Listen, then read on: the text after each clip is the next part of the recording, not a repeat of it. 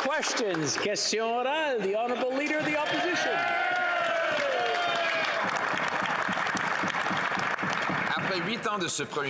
After 8 years of this Prime Minister and his taxes and various costs and penalties, there's a war on work. A worker might lose up to 48 cents out of every dollar they earn. You work hard and then you're punished.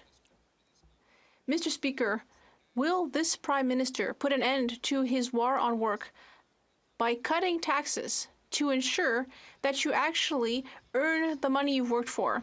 The Right Honourable Prime Minister. Mr. Speaker, since 2015, we have shown that we care deeply about the middle class and those who are working hard to join it. That is how we've brought 435,000 children out of poverty thanks to the Canada Child Benefit. We have created 50,000 childcare spaces up to today by reducing costs by 50%. We have helped 230,000 kids access dental care, and we have added 2 million jobs to the economy by increasing women's participation rate by 3%. These are various measures that the Conservatives voted against, but here on this side of the House, we will continue delivering for Canadians. What we voted against is the Prime Minister's war on work, with higher and higher taxes and clawbacks that punish people for working hard. In fact, a worker can lose as much as 88 cents on the next dollar he or she earns. There's no common sense in that, Mr. Speaker. Why would people work more to just give it over to this Prime Minister? Will the Prime Minister reverse his anti-work taxes, give Canadians a break so that hard work pays off and Canadians can bring home powerful paychecks? The Right Honourable Prime Minister. Mr. Speaker, from the moment we first got elected in 2015, we put success for the middle class in this country at the heart of everything we do, which is why we delivered a Canada Child Benefit that lifted hundreds of thousands of kids out of poverty, why we've invested in clean energy and new jobs that have helped Canadians from coast to coast to coast. We've also delivered a Canada Workers Benefit that the Conservatives voted against that is supporting low-income workers and continuing to be more generous. We move forward on supports for dental and rental for low-income Canadians that Conservatives directly voted against. We will continue to be there for all Canadians, including workers. The Honourable Leader of the Opposition. The only place he's been is in the pockets of Canadian workers, taking away their money. He's raised taxes on paychecks, raised taxes on gas, raised taxes on home heating, raised taxes on food, raised taxes on small businesses. And what does he want to do this Saturday? He wants to raise taxes again. Mr. Speaker, inflation is at a 40-year high after 8 years of this Prime Minister. Canadians cannot afford to eat, heat, and house themselves. Will he show a little bit of restraint and commit in tomorrow's budget to no new taxes? The Right Honourable Prime Minister. Mr. Speaker, we've demonstrated every step of the way that we're there to support workers, that we're there to support Canadians, and that's exactly what we've done. When we lowered the small business taxes to record levels and even allowed larger growth from small businesses while continuing to benefit from those. We've continued to step up on supports for workers, continued to step up on supports for families, and that has created both economic growth that has benefited everyone as opposed to the trickle down that the Conservatives still push with tax breaks for the wealthiest, as we have continued to grow the economy in meaningful ways for everyone. Hear, hear. The Honourable Leader of the Opposition. He is his. He wants to take away everybody's money, centralize it in his own hands, and promise that it will trickle down through his mighty bureaucracy and all of the prodigious interest groups that gobble it up. And there'll maybe be a few little drops that get down to the people who actually earned it in the first place. You know, when I first said deficits would cause inflation, all of the experts disagreed, and now they all agree with me. In fact, even the finance minister has now come around to my view, admitting that deficit spending causes inflation. That's why people are paying more than at any time in 40 years. Will he cap government spending and put an end to the inflationary deficits tomorrow? The Right Honourable Prime Minister. tell, Mr. Speaker, the Leader of the Opposition is still hoping and waiting for experts to endorse his plan to opt out of inflation by buying cryptocurrency, something that would have erased savings of Canadians. The fact is, tomorrow, Mr. Speaker, we're bringing forward a budget that is focused on affordability and supporting Canadians. It's going to be delivering healthcare results for Canadians right across the country and creating great jobs for the middle class in a clean and growing economy. Those are the focuses that we've been laser focused on over the past many years on Canadians. We will continue to step up and be there to grow the economy and support all Canadians. The Honourable Leader of the Opposition. The worst part of his inflationary policies are in the price of housing. We see now Vancouver's the third worst housing bubble in the world. Toronto is the 10th. They're worse than Manhattan, than Singapore, than London, England, and countless other places. And the average required down payment, rent, and mortgage payment have doubled under this Prime Minister. His inflationary policies have made life worse, and his gatekeeping friends prevent housing construction. Will he announce in tomorrow's budget serious penalties for those gatekeepers that drive up housing prices so that hardworking Canadians can bring homes they can afford? Thank you. The Right Honourable Prime Minister. We know Canadians are struggling with the cost of housing, whether it's a young family looking to buy their first home or a student looking for an affordable apartment near campus. This is why we've taken action on so many fronts, from helping Canadians save up for their first home to investing in building and repairing more homes, including supporting local governments to fast-track the creation of 100,000 new homes, providing support for low-income renters, which the Conservatives voted against, and ensuring houses are used as homes, not investment vehicles, by curbing unfair practices that drive up prices, including banning foreign home buyers and a federal anti-flipping rule. L'honorable député de La Prairie. The Honourable Member for La Prairie. Let's talk about Chinese interference, Mr. Speaker. No, this government hasn't been able to sweep it under the rug. On Thursday, the House voted in favor of a public independent inquiry on Chinese interference. The Bloc Québécois, the NDP, the Conservatives are all in favor, and 72% of Canadians are for it. Even the member for Don Valley North is for it. Even the Liberal, who is facing the most serious allegations, is asking for an inquiry to cast light on this. When will the Prime Minister understand that the only defensible option is a public inquiry? The Right Honourable Prime Minister. Mr. Speaker, I take this very seriously. It is a non-partisan issue, or an issue that should never be partisan. That is why we have appointed an unimpeachable, non-partisan expert, the former Governor General, David Johnston, who will review this matter and decide whether to call for an inquiry or another type of investigation, and we will certainly implement his recommendations. 2 national security organizations will investigate the matter, and they will get to the bottom of it. The Honourable Member for La Prairie. Mr. Speaker, I was forgetting that the Prime Minister is not the only one who doesn't want an inquiry. There's also his good friend, the Liberal Jean Chrétien, who also doesn't care about interference. Unless, and I'm quoting him, the ambassador or consul of China is running around with envelopes with cash in them. So according to Jean Chrétien, if there aren't any envelopes full of cash, apparently there's no reason to investigate what's happening to our democracy. Is that really the liberal ethical standard, Mr. Speaker? Does the Prime Minister like to see that his only ally against an independent inquiry is the father of the sponsorship scandal? The Right Honourable Prime Minister. Mr. Speaker, we can see here how the Bloc Québécois is trying to make this into a partisan issue, but it isn't. This is a serious matter that must be addressed impartially and independently. And that is exactly why we asked an extraordinary Canadian who has often proved his loyalty and service to the country. That is why we have asked him to oversee all necessary processes to get to the bottom of things, and to ensure that Canadians know that we are doing everything we can to fight foreign interference. That is the serious approach that Canadians deserve, not partisan attacks. For Burnaby South. Millennials in Canada are feeling the squeeze of inflation more than the rest of Canadians. In fact, a CBC article reports the trustee insolvency has concluded that Canadian millennials have been dealt a bad hand. And it's true. If you look at it, they've got student debt, they've got bad credit card debt, and post-pandemic tax debt from collecting CERB. In fact, it means that more and more millennials are filing for bankruptcy. In the interest of generational fairness, will the Prime Minister confirm today there will be measures in the budget to give young Canadians a break? The Right Honourable Prime Minister.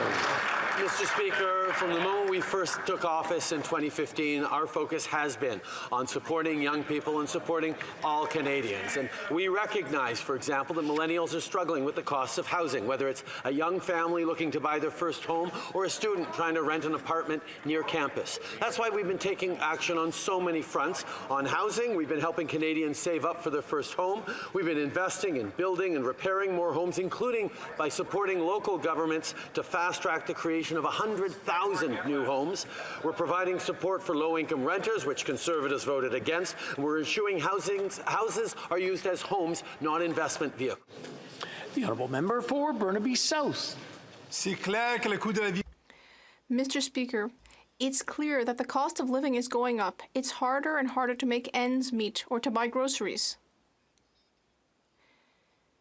We learned recently that the government will announce a grocery rebate in the budget. So today, I would like to confirm that that rebate is the same thing as what we've been asking for a long time, to double the GST rebate.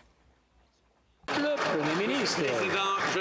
The Right Honourable Prime Minister, I know that all my colleagues here on all sides of the House are looking forward to seeing how we're going to help Canadians in tomorrow's budget, but they will have to wait, like everyone else, to see all the measures that we will be bringing forward. But I will say that we will be there to help with the cost of living. We will be there to help youth, seniors, and all workers with measures that will help during this difficult period, while ensuring that we also get results in our healthcare system and that we create good middle-class jobs in a greener and more sustainable growing economy. The Honourable Member for Calgary, Forest Lawn. 8 years of this Prime Minister's high taxes and higher government spending, 50% of insolvencies and bankruptcies are on the backs of our millennials, despite them only taking up a quarter of the population. They're borrowing at record deficits just to get by. And the dream of home ownership is dead for 9 out of 10 Canadian young people who say they'll never get into a home thanks to these Liberals. They'll make it even harder when they jack up their failed carbon tax on April the 1st. Will this Prime Minister today commit to no new taxes in tomorrow's budget so Canadians can get into housing? The Honourable Parliamentary Secretary. Mr. Speaker, since forming government, our government has reduced poverty in this country by 56%. That's 2.7 million Canadians, mostly seniors and children, who are better off because of our government. We've done that by increasing investments in affordability, investments in things like childcare, like dental care, like healthcare, and we're well positioned for the future. With our debt to GDP ratio and our deficit lower than any other country in the G7, and Canadians themselves have produced over 830,000 jobs since the start of the pandemic. The Honourable Member for Calgary, Forest Lawn. Speaker, let's look at the record of the most expensive housing minister in Canada's history. This genius spent $89 billion to give Canadians double the cost on mortgages and rents, and now it costs double just to save up for a home. These geniuses also made the cost of everything going into a house double, like gas, groceries, and home heating, and they're going to jack that up even further with their failed carbon tax on April the 1st. Again, will they commit to no new taxes in tomorrow's budget, yes or no? No.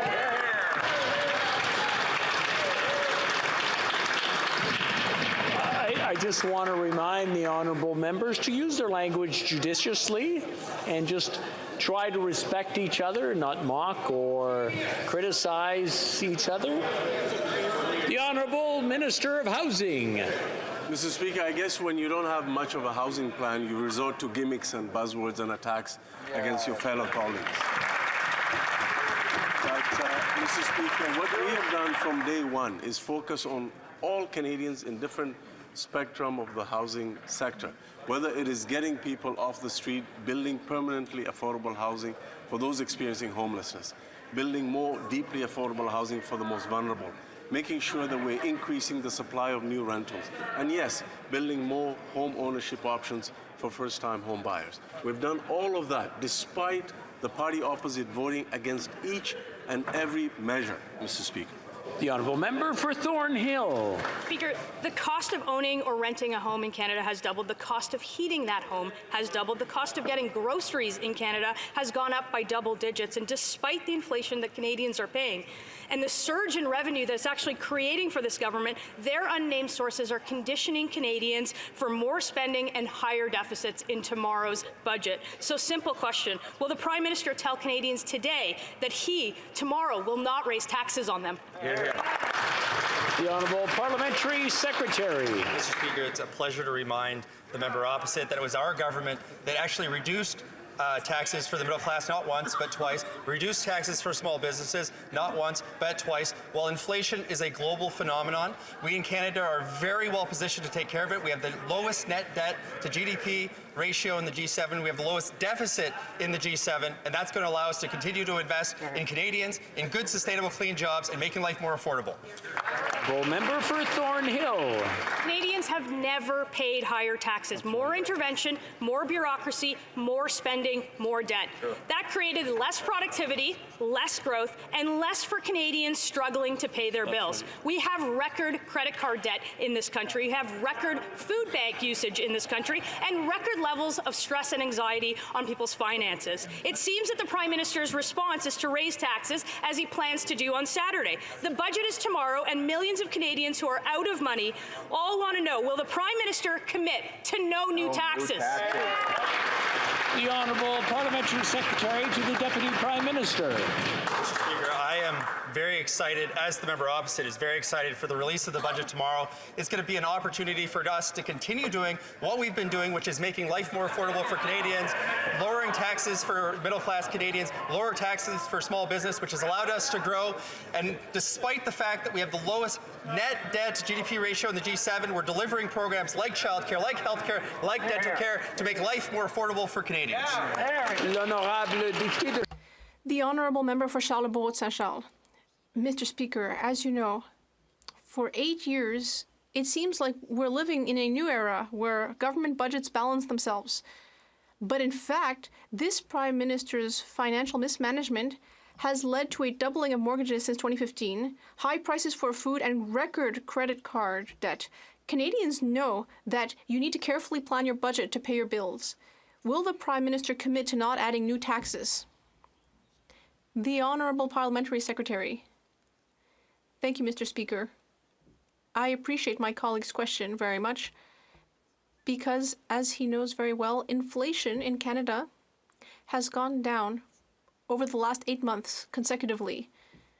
We also have the lowest deficit among G7 countries, and we also have the lowest debt to GDP ratio in the G7.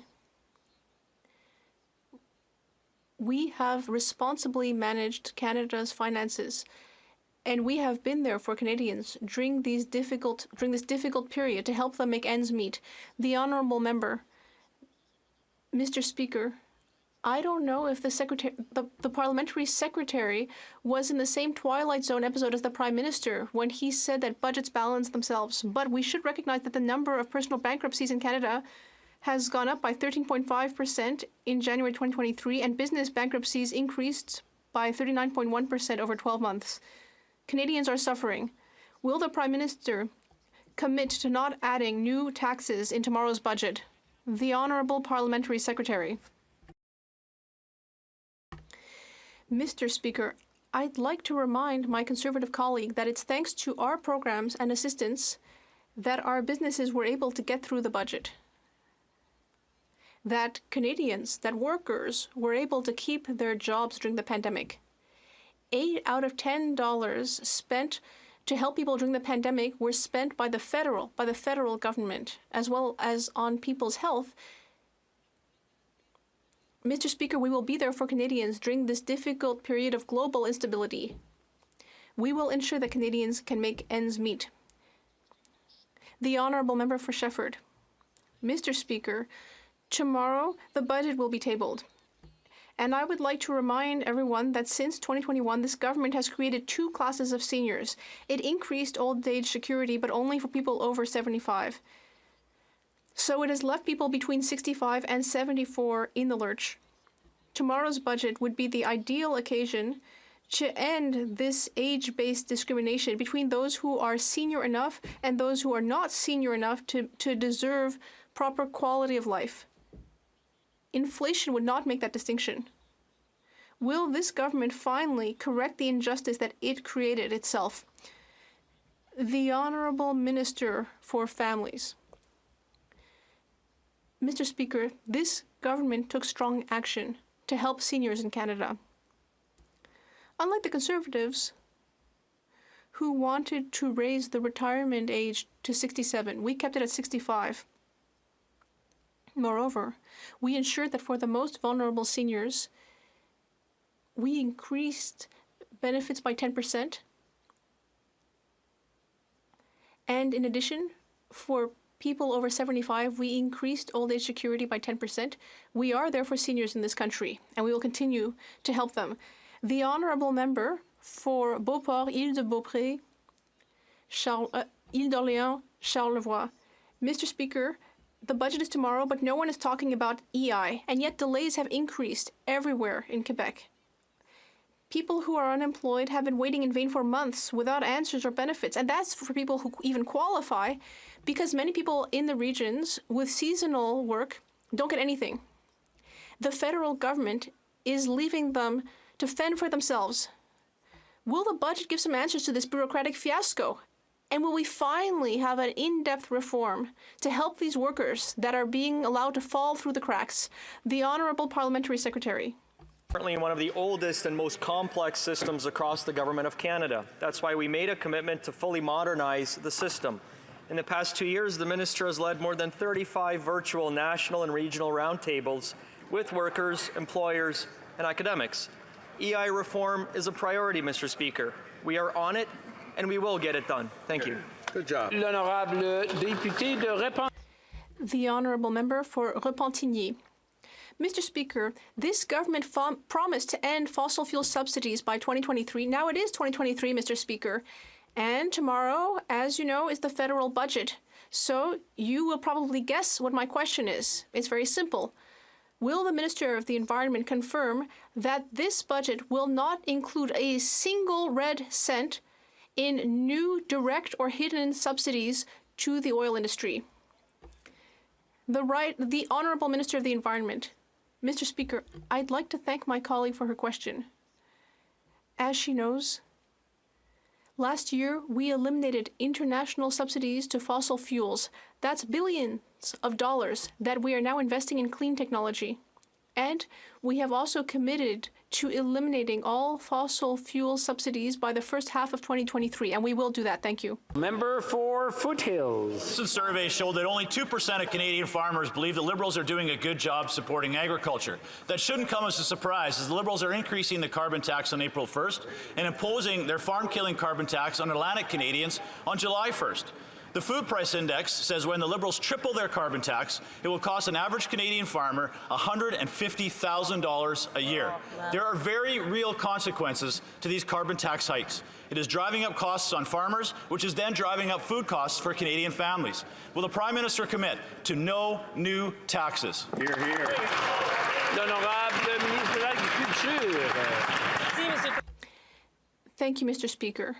Once again, our government is here to support our agricultural producers. We are helping them during this transition to increasingly sustainable agriculture. We know that our producers are doing everything they can to protect their farm's future and to pass them on to their children. We will continue to support them. We are supporting them with the Canadian Partnership for Sustainable Agriculture. We are increasing the amount we're providing by millions of dollars. Foothills. What the Liberals are providing is increases in taxes, and they have to understand that there are very real consequences to those tax hikes, and Canadians are paying the price. Pastas up 23%, lettuce 20%, apples up 16%. And the Liberals want to drive food costs even higher by increasing the carbon tax on April 1st. All this does is drive more Canadians to the food bank. The Daily Bread Food Bank in Toronto saw the visits quadruple in March. And the staff at that food bank said the numbers they are seeing are startling and horrific. Will the Prime Minister commit to no new taxes on Canadian families so they can afford to put food on their own table? The Honourable Minister for Families. Mr. Speaker, I've been sitting in this chamber for the last 7.5 years, as many of my colleagues on the other side have as well. And what I remember is that we have put several measures on the floor here that have helped Canadian families that they in fact voted against. So whether it was the middle class tax cut reduction, whether it was the reduction for small business taxes for small businesses, whether it's the increase to the Canada Child Benefit that gives 9 out of 10 Canadian families more money tax-free that they voted against and lifted 450,000 children out of poverty. Mr. Speaker, we have been there for Canadians, will continue to be there for Canadians. We just hope the members opposite, if they're sincere. The Honourable Member for Calgary Centre. Mr. Speaker, small businesses are struggling in this inflationary environment. Borrowing costs and bankruptcies are both up. Most economists agree that we are on the verge of a recession. And this government's response to increase taxes on April 1st that will hurt small business owners. The carbon tax increases inflation and has a significant effect on small businesses that cannot pass on those costs to their customers. And the government is indifferent to these effects. Will the Prime Minister commit to no new taxes for small business owners in tomorrow's budget? The Honourable Parliamentary Secretary. I thank the member opposite for that question because it allows us to outline the important initiatives we've taken over these last 7.5 years. What we've done is put in place measures that actually help alleviate the burden that are on small business owners in this country. On 2 occasions, we've lowered the small business taxes, the same entities that member is advocating for, and on both of those occasions, he and every member of his party voted against those measures. What we also did during the COVID pandemic, at the height of the pandemic, is implement a series of measures targeted towards wage supports and loan supports for those very same small businesses. Surely that is something that we can all get behind. Yet again, the voting record of the party opposite speaks for itself. Thank you. The Honourable Member for Elmwood Transcona. Mr. Speaker, we've known for a long time now that CERB debt incurred by desperate people at the height of the pandemic would disrupt Canada Child Benefit payments that people rely on to feed and clothe their children. Liberals are quick to say, don't worry about it, we'll deal with this on a compassionate case-by-case basis. How is it compassionate for families to be surprised by an $800 shortfall in their monthly revenue?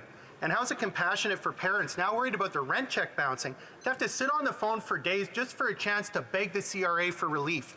Real compassion requires a policy of CERB debt amnesty for low-income Canadians. When is the government going to do it? Hear, hear. The Honourable Parliamentary Secretary. Speaker, when the pandemic hit, we acted quickly to get recovery benefits into people's bank accounts without delay. To achieve that goal, we plan to verify eligibility in the back end after the fact. This approach kept workers attached to their jobs and positioned our economy to come roaring back. Lower income workers and groups most impacted by the pandemic were able to benefit from all of our programs. Mr. Speaker, we did the right thing. We will continue to have the backs of Canadians, low-income Canadians and workers. Thank you. Bravo. The Honourable Member for Vancouver East. The Liberals secretly negotiated a deal to shut down the entire Canada-US border with an invisible wall. This will only drive persecuted asylum seekers on a more dangerous pathway. Sadhu Mohammed, a LGBTQ man, nearly died crossing irregularly to Canada in the dead of winter. His asylum claim was found to be valid, and he got his Canadian citizenship just this year. If this policy applied then, he would have been sent back to Ghana to face discrimination and violence for being who he is. Why are the Liberals taking a page? The Honourable Parliamentary Secretary to the Minister of Immigration. Mr. Speaker, I want to say thanks to the member for questions, but I also want to reiterate an announcement that we made Friday, actually, that we finally have updated the Safe Third Country Agreement. So the agreement now applies to the entire Canada-US border, Mr. Speaker, and on top of that, we will be welcoming 15,000 people from Americas to promote safe and orderly migration. Mr. Speaker, this is a major victory for Canada. The Honourable Member for Scarborough Agincourt.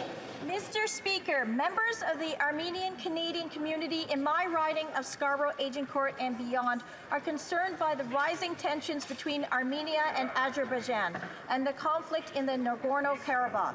It has now been more than 100 days since the start of the Lachin corridor blockade. There is a growing humanitarian crisis, and Armenians in the Nagorno-Karabakh are fearing that the conflict may soon escalate. Can the Minister of Foreign Affairs please inform the House about our government's efforts on this important issue? Honourable Minister of Foreign Affairs. Speaker, I would like to thank my colleague for an important question. I share the concerns of Armenian Canadians and Armenians in the Nagorno-Karabakh. We continue to call on Azerbaijani authorities to reopen the Lachin corridor. We need to prevent the worsening of the humanitarian crisis. Canada supports the 2020 ceasefire agreement, including the return of Armenian prisoners of war. It is important that the ceasefire, which is supported by the EU monitoring group, be respected. Thank you so much, Mr. Speaker. The Honourable Member for Northumberland, Peterborough. Mr. Speaker, earlier this month, the Governor of the Bank of Canada warned that the recent pause on interest rates was dependent on limited government spending. Excuse my skepticism, Mr. Speaker, but Conservatives know and Canadians have seen, and they've witnessed record uncontrolled deficit spending. Will this government, in tomorrow's budget, commit to no new spending, or will they continue their reckless tax and spend policy, risking higher inflation and more interest rate hikes? The Honourable Parliamentary Secretary. Mr. Speaker, our plan is not just making life more affordable for Canadians, it is also fiscally responsible. Canada has reconfirmed our AAA credit rating. We've recovered 126% of jobs lost during the pandemic, while the United States has only recovered 114%. We have the lowest deficit, the lowest net debt to GDP ratio in the G7. This positions us very well going into the next budget to get inflation under control, improve affordability, and create sustainable, clean jobs. The Honourable Member for Northumberland, Peterborough South. Mr. Speaker, Conservatives know that every dollar this government spends is another dollar out of Canadians' pockets. This is a dollar that could have been spent on groceries as Canadians line up for food banks. This is a dollar that could have been spent for a down payment on a new house. Instead, Canadians are struggling to pay their rent. When will this government finally give Canadians a break and reduce their taxes on the carbon and on beer and on wine and on spirits? Will this government finally commit to no new taxes in tomorrow's budget? The Honourable Minister of Innovation. One thing that Canadians listening at home know is that $1 invested by this government is providing opportunities across this country, Mr. Speaker. Canadians have seen that in biomanufacturing, for example, when we have Moderna in our country. Mr. Speaker, Canadians are seeing that we're attracting the likes of Volkswagen in our country to build our ecosystem and the battery ecosystem, Mr. Speaker. Canadians are seeing that we have record investment in this country, and one thing they trust is that we'll continue to invest in their future, because that's what we need for the economy of the 21st century. The Honourable Member for Mégantic-L'Érable. After 8 years under this inflationist Prime Minister, I'd like the Prime Minister to listen to what Guy Parent, a trucker, has to say. He says the companies that are hit with taxes, they pass those taxes on to the customers. It's the end customer who pays. And they say that all Quebecers will be affected. Everything is going to cost more. Raw materials, produce, televisions. Mr. Speaker, the question is simple. Will the Prime Minister commit to not raising taxes tomorrow? The Honourable Minister of the Environment. Thank you very much, Mr. Speaker. I want to clarify to my honourable colleague that the federal carbon tax does not apply to Quebec because they use a different system. I would be happy to provide him with all of the information necessary for him to give proper information, correct information to his constituents. Thank you, Mr. Speaker. The Honourable Member for Mégantic-L'Érable.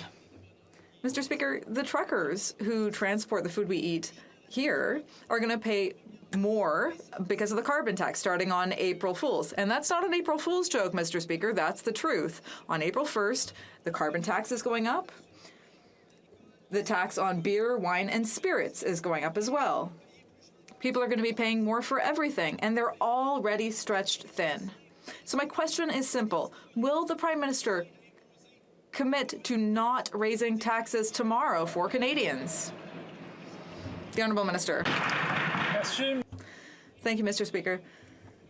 I'd also like to remind my honourable colleague that the Parliamentary Budget Officer said that currently 8 out of 10 Canadians are receiving more money from the carbon tax from the federal government, where the federal carbon tax applies, than it costs them. So we're able to recycle a lot of that. And the remaining 10% of the carbon tax we use to reinvest in small, medium, and large companies to help them reduce their reliance on fossil fuels. Thank you. The Honourable Member for Lac-Saint-Jean.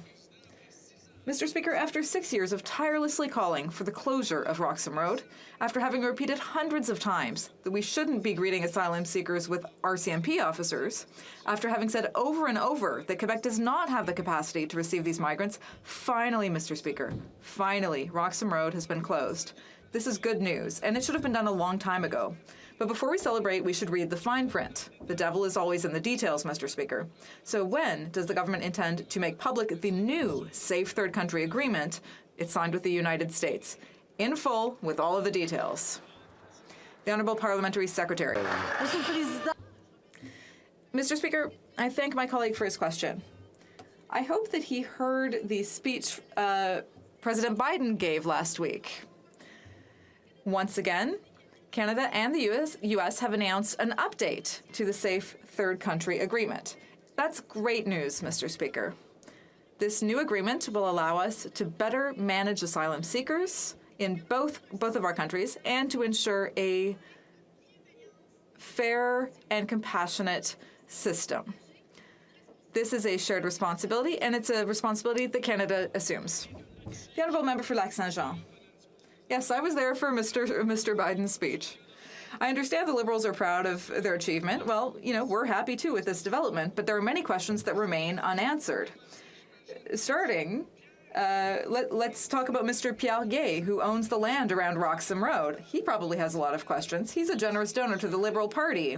He signed leases valued at $28 million for land and facilities that Ottawa will no longer need because Roxham Road is closed. So, will the government break those leases and get the millions of dollars back? Or will it give a very generous gift to one of its loyal donors? The Honourable Parliamentary Secretary. Mr. Speaker, I'd like to remind my Bloc colleague that all of the time he was asking questions in this House, he was asking us to suspend the agreement. So let's be clear. And I just want to put this on the record today. The government of Quebec, Mr. Speaker, welcomed this news about the new agreement. So if the Bloc isn't quite sure about what's happening in Quebec, maybe he should join the Quebec government in supporting this new agreement. Thank you. The Honourable Member for Tobique-Mactaquac. Mr. Speaker, after 8 years, whether it be our seniors on fixed incomes fighting the ever-rising cost of living, or families experiencing punishing fuel and grocery costs, or our farmers, producers and transporters who literally keep our land, grow our food, and haul our goods, Canadians are being crushed by soaring input costs, including the ineffective and punitive carbon tax. Canadians from coast to coast are desperate for some relief in the budget tomorrow. Will the Prime Minister get off their backs and commit to no new taxes? The Honourable Parliamentary Secretary to the Minister for Seniors. Speaker, yet another day, another Conservative stands up and pretends to care about seniors. Just in case that member forgets how many times the official opposition has forgotten about seniors and voted against them, let me remind them. GIS for single seniors, they voted against an increase. They voted against increasing the OAS for those 75 and over. They voted against providing rent relief for vulnerable Canadians. Mr. Speaker, they stand up on a regular basis. I'm looking forward to seeing how they vote in the budget when we do more things for all Canadians, including seniors. Well done. The Honourable Member for Charleswood, St. James, Assiniboia, Headingley. After 8 years of this Prime Minister, former Bank Governor Steve Paulos now says that Liberal deficit spending drove up inflation. The current Bank Governor said the same thing last fall. If he won't listen to us, maybe the Prime Minister will listen to the Bank Governors. Inflationary Liberal spending and taxes drive up the cost of everything. People can't afford to eat or even heat their homes. And to make matters worse, now they're going to triple the carbon tax. Simple question, Mr. Speaker. Will the Prime Minister commit to no new taxes? The Honourable Parliamentary Secretary. Mr. Speaker, we know that inflation has been challenging for Canadians. That's why we focused a legislative agenda that makes life more affordable for Canadians. But it is important for members opposite and everybody in this House, Canadians across the country, to understand that this is a global phenomenon. Unfortunately, inflation has been coming down. It's down to 5.2%. It's much lower than our peer economies, such as the United States or in Europe. It's actually positioning us quite well to invest in further measures that will make life more affordable, but will also make an economy that works well for everybody. The Honourable Member for Hastings, Lennox, Addington. Reckless spending, record debt, and tax increases is a result of 8 years of this Prime Minister. With the cost of living climbing higher and higher and the economic outlook more bleak than ever, many Canadians are at their breaking point. In tomorrow's budget, this government should reassure all Canadians that they will stand behind them, exhibit some fiscal responsibility, and help restore stability in this country. Mr. Speaker, will the Prime Minister commit to cancelling the planned carbon tax hike and no new taxes in tomorrow's budget? The Honourable Minister of Innovation. Mr. Speaker, I'd like to thank the member for a question, but I'm surprised she's not talking about the record of our government for 8 years, Mr. Speaker. Just this morning, a company just here in Ottawa, Renovis, announced $100 million of investment in the top semiconductor in the world, Mr. Speaker. We're becoming the Silicon Valley of the North. Not only they're going to be the most powerful, but they're going to be the greenest in the world. That's how investment is translating into jobs and jobs into growth. That's the way forward, Mr. President. The Honourable Member, l'Honourable Député de Châteauguay. The Honourable Member for Châteauguay-Lacolle. Mr. Speaker, we're almost halfway through tax season. As members of Parliament, we have a special responsibility to help our constituents, especially those from vulnerable populations, to file their tax returns so that they can receive the benefits and entitlements that they deserved. Can the Minister of National Revenue inform this House what we can do to help them? The Honourable Minister of National Revenue. Thank you, Mr. Speaker, and I want to thank my colleague from Châteauguay-Lacolle for her excellent question. Mr. Speaker, during tax season, I want to mention that every riding has a number of free tax clinics that every year help hundreds of thousands of Canadians fill out their tax forms. I would invite my colleagues to promote these tax clinics in order to help their constituents get the credits and tax benefits that they're entitled to. And I also want to take this time to thank the volunteers for the incredible work that they do in their community. The Honourable Member for King Vaughan. Speaker, we have a shortage of affordable housing across Canada that seniors are unable to qualify for. After 8 years of this Prime Minister, housing has become unaffordable, rent has skyrocketed. Shirley is already struggling to pay for the 11% increase in grocery prices and cannot afford to pay for her rent. Will this Prime Minister listen to our seniors, show some compassion, and commit to no new taxes? The Honourable Minister for Housing. Assure the honourable member that seniors are actually a priority population in the National Housing Strategy. We've invested billions of dollars to make sure that vulnerable groups, including seniors, have access to safe and affordable housing that meets their needs. In addition to that, seniors are eligible for the Canada Housing Benefit, in addition to the top-up that the Conservative members of Parliament voted against. Not only did they vote against that help for seniors, they actually played procedural games in this House to delay that help that seniors needed to pay the rent. The Honourable Member for Peterborough, Kawartha. Imagine being $200 away from bankruptcy. Well, after 8 years of this Prime Minister, most Canadians, in fact half of all Canadians, don't have to imagine it because that is their reality. The cost of living crisis is destroying families across this country. Housing has doubled under this Prime Minister, and the out-of-control food costs are forcing people to skip meals. Andrea wrote to me and said, "We normally skip lunch, even my 3 kids, because I just can't afford 3 meals a day right now." Wow.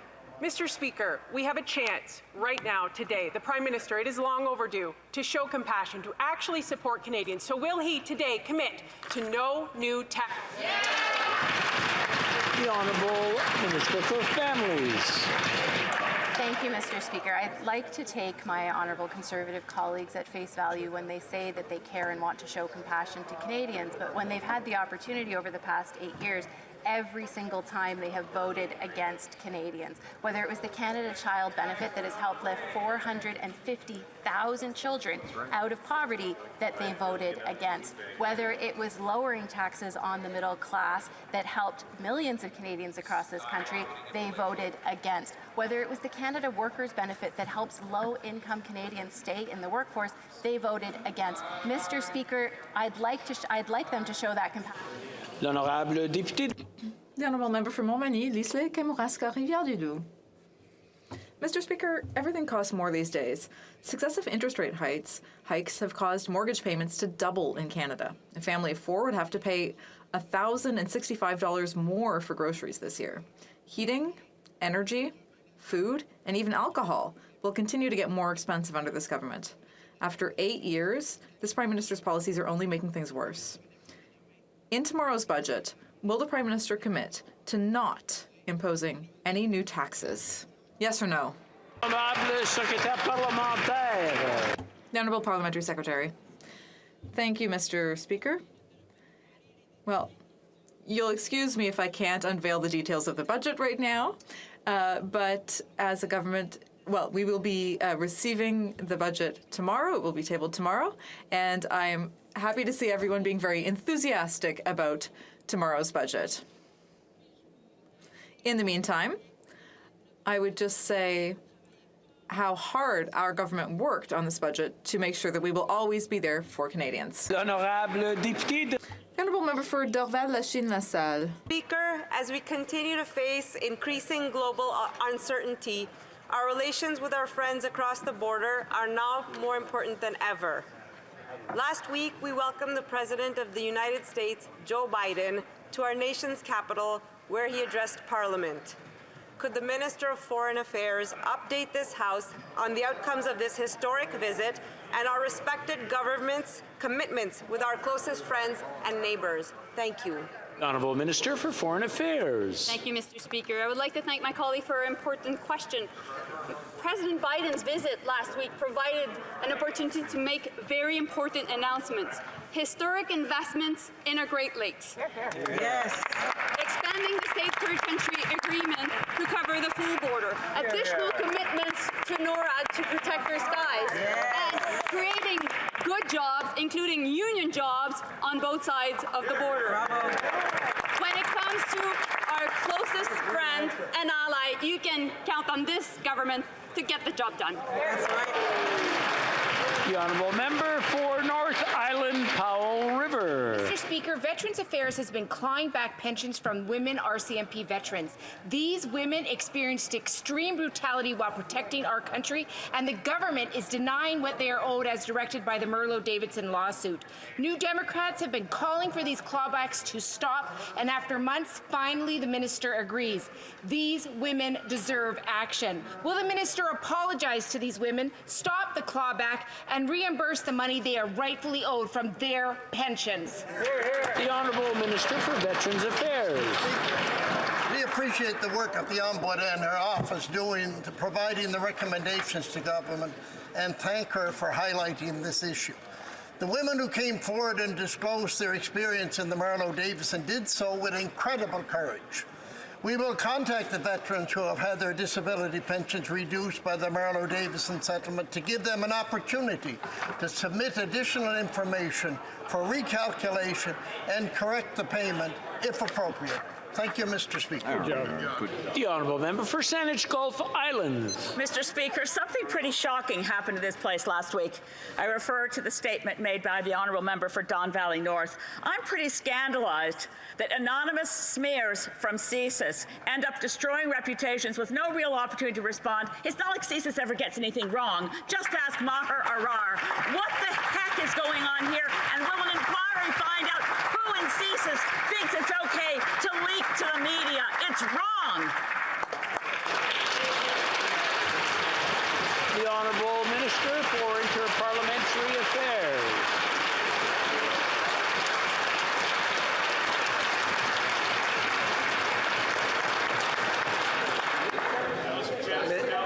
Speaker, we have said from the beginning that our government takes these issues of foreign interference very seriously. And Mr. Speaker,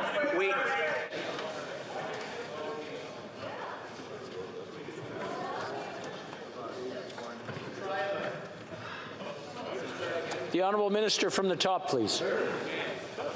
Thank you, Mr. Speaker. Mr. Speaker, our government has said we have consistently taken these issues of foreign interference seriously.